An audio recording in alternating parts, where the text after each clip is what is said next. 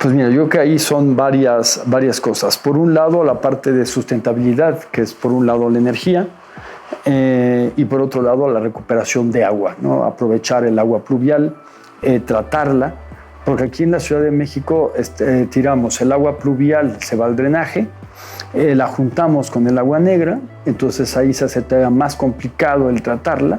Esencialmente no la tratamos y desde hace un siglo la mandamos al drenaje profundo, que la sacamos del valle. Y eso nos obliga a tener que traer agua de 200 o 300 kilómetros, que además dan el 30% del agua y el otro 70% lo seguimos sacando de pozos, con un impacto grandísimo en el subsuelo, donde ves, vamos, por ejemplo, en el centro, pues todos los edificios ya no hay ninguno que está en la vertical, y donde empieza a haber oquedades. Y ahora ha habido casos muy raros de sismos, como de microsismos muy profundos en diferentes zonas de la ciudad, ¿no? Abajo de Coyoacán o abajo de Tlalpan, una cosa que no sucedía antes. Y también nuevos sismos de una intensidad y una velocidad mucho mayor que la que teníamos antes, ¿no? Entonces, eso también ha hecho que los reglamentos tengan que cambiar en la parte estructural, y un efecto gravísimo. Después, la segunda sería tratar de que la ciudad tratara el agua para no tener que estar bombeando tanto. Pero ahí no es una cosa de hacerlo por calles, tienes que hacerlo en toda la ciudad.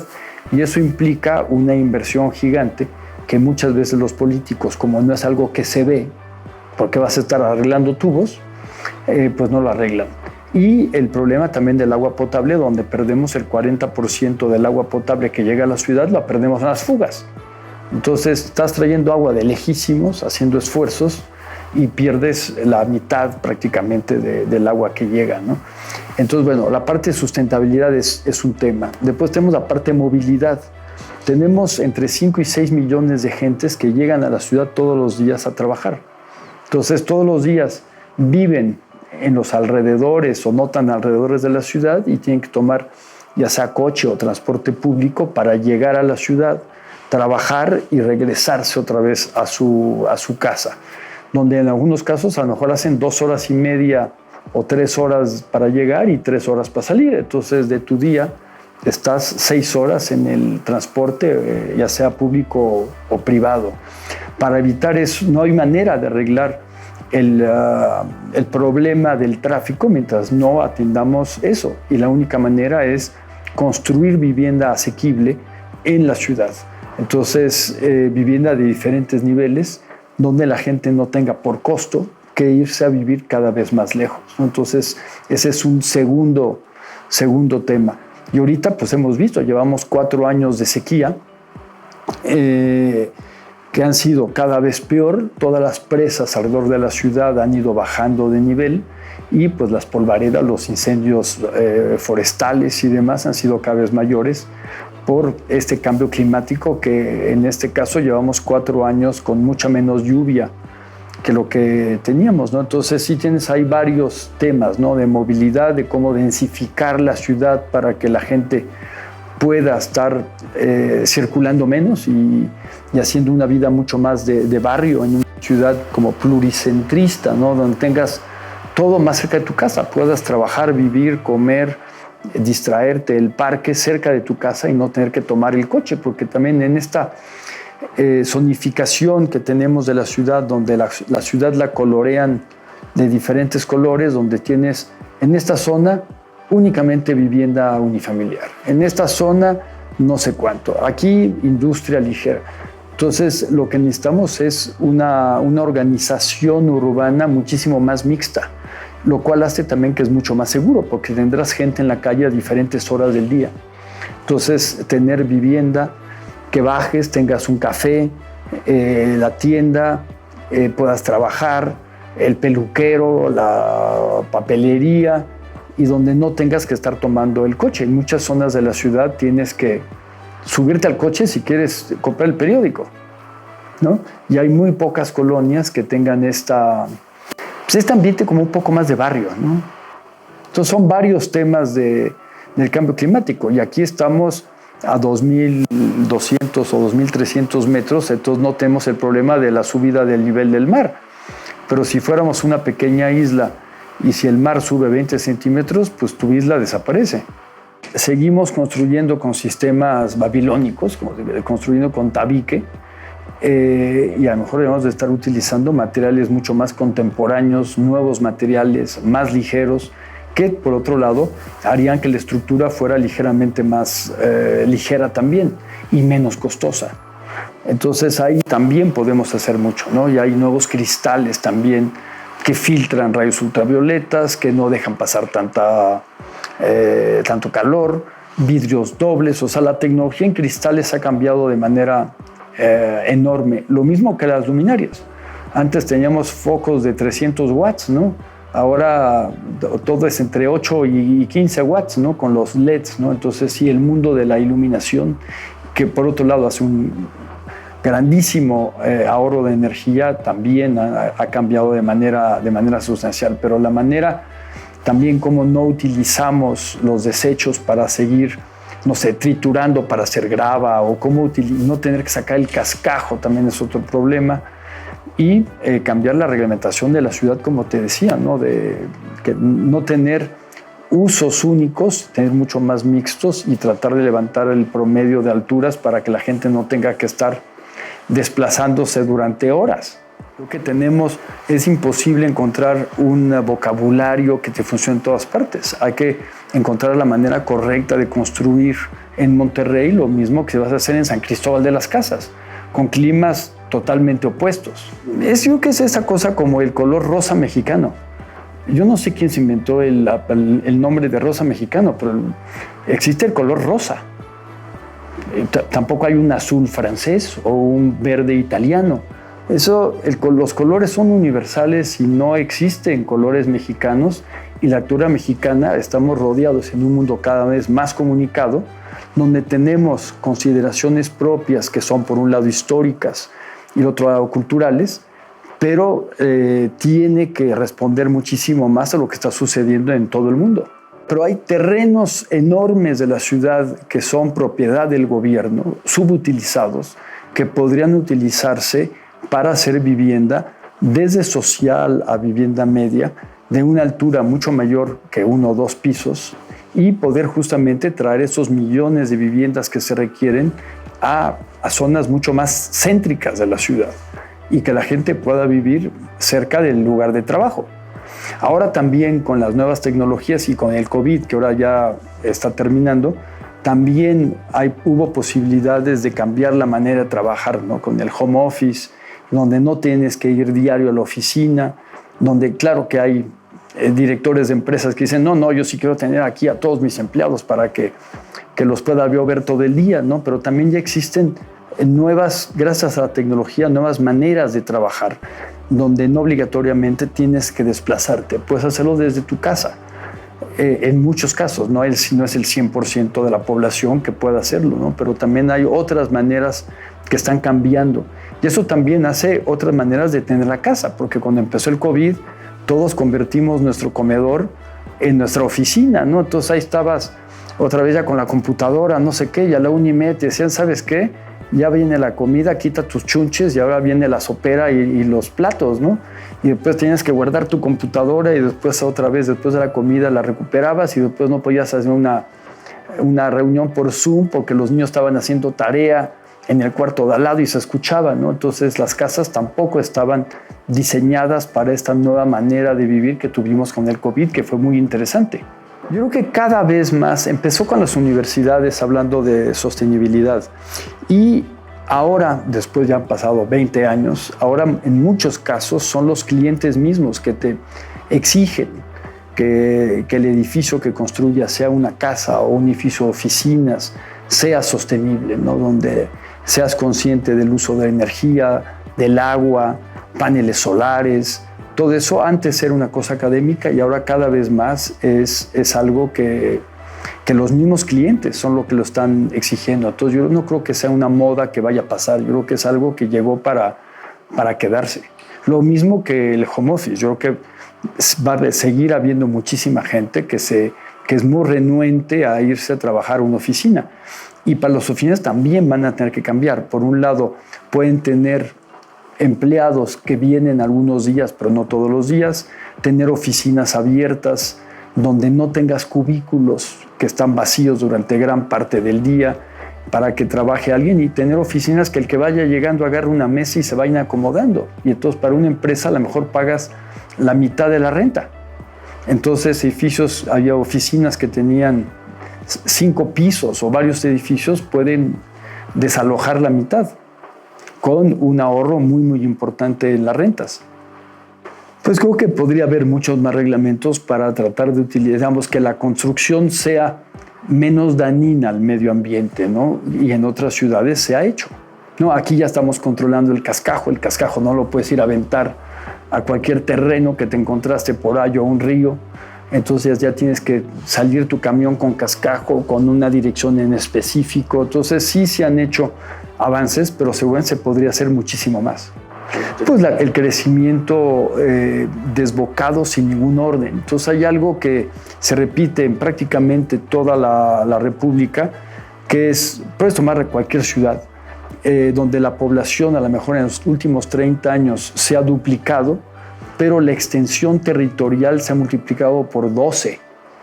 Entonces, lo que eso ha hecho es que la ciudad, en lugar de tener un sistema compacto y cercano, el crecimiento, a lo mejor para describirlo, será como de confeti, ¿no? Como aventar confetis en el campo, donde tienes que tomar carreteras y cruzas terrenos agrícolas para poder llegar a la siguiente casa.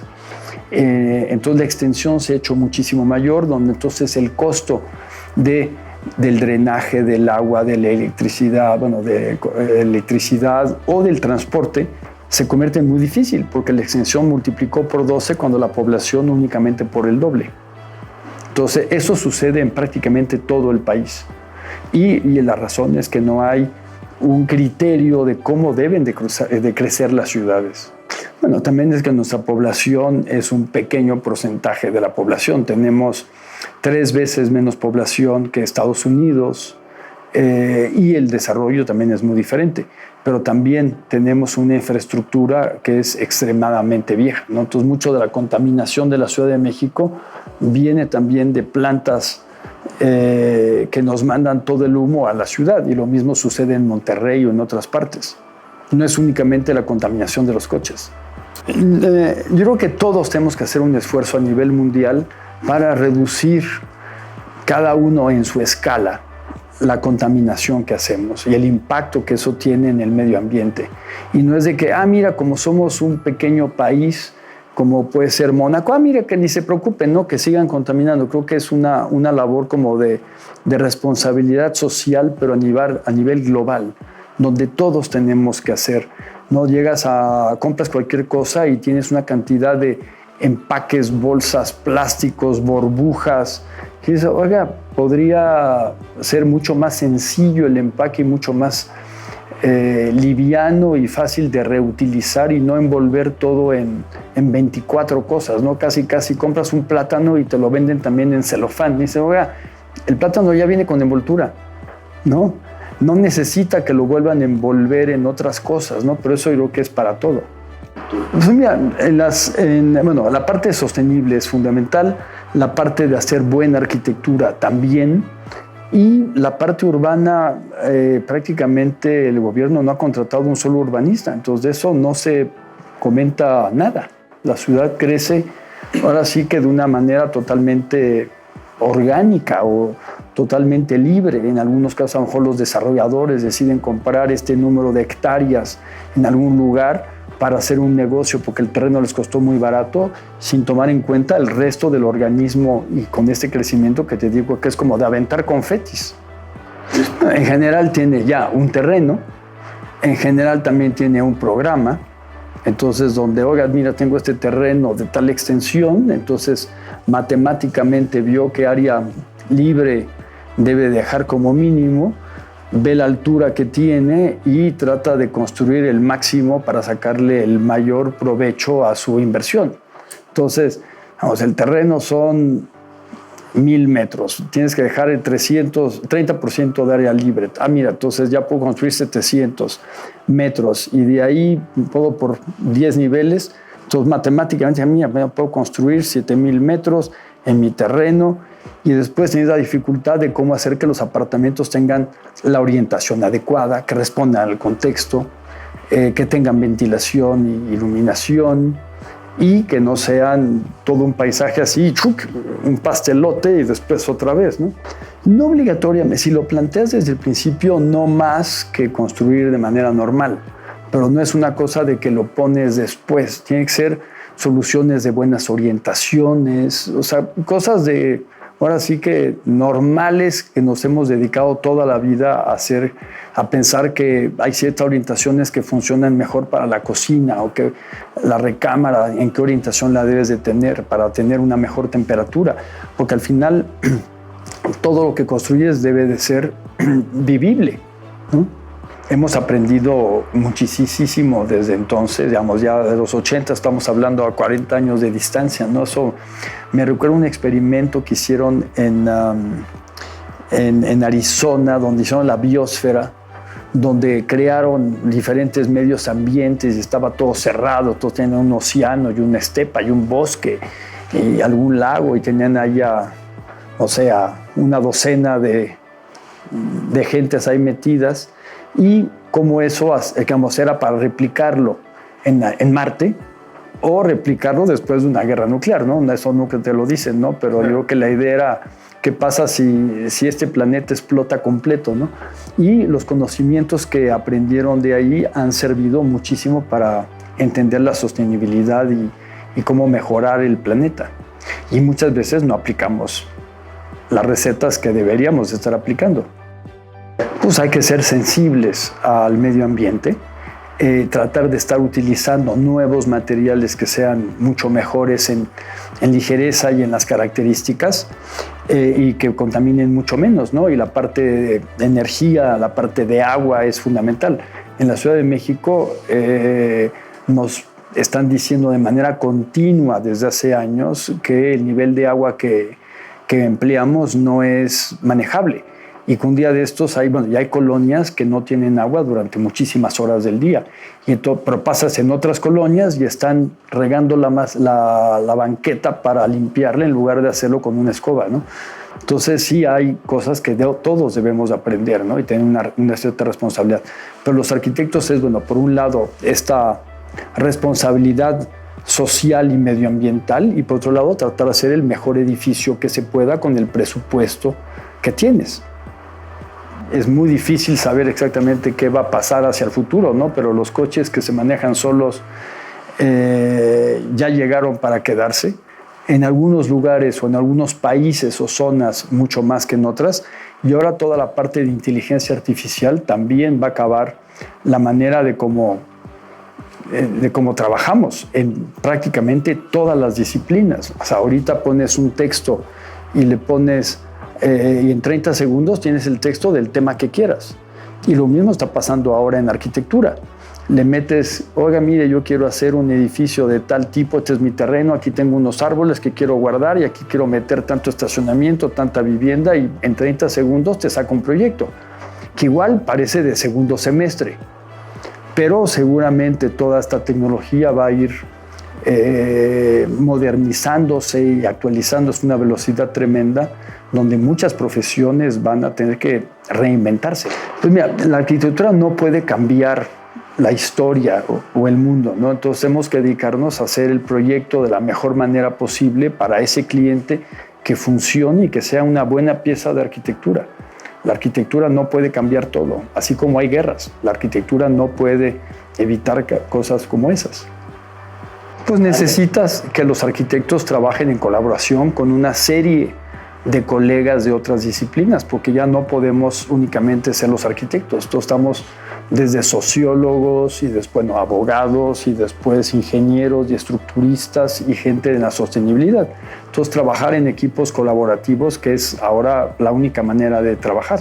O sea, en la parte de, no sé, de luz, pues necesita los expertos en iluminación para hacer un proyecto lo más eficiente posible y obviamente con una gran cantidad de ventanas para tratar de reducir el uso de luz eléctrica. Pero por otro lado, tener cuidado qué pasa con el clima, qué pasa con el consumo de energías por otras cosas. ¿no? Entonces, la única manera de trabajar es en equipos colaborativos.